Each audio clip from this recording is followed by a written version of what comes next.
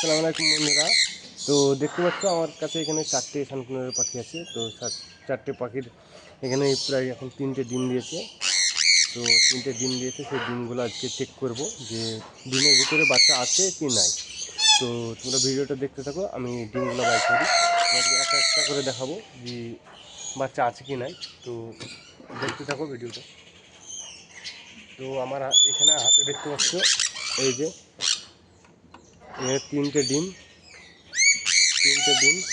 তো 3টে ডিম দেখবো আমি চেক করে। তো এটা হচ্ছে ফ্ল্যাশ লাইট। তো এই যে ডিমটা দেখতে পাচ্ছ, এই ডিমটাতে বাচ্চা নেই। তো এই ডিমটা এখন খেয়ে দেবো। আদার্স এখনো দুটো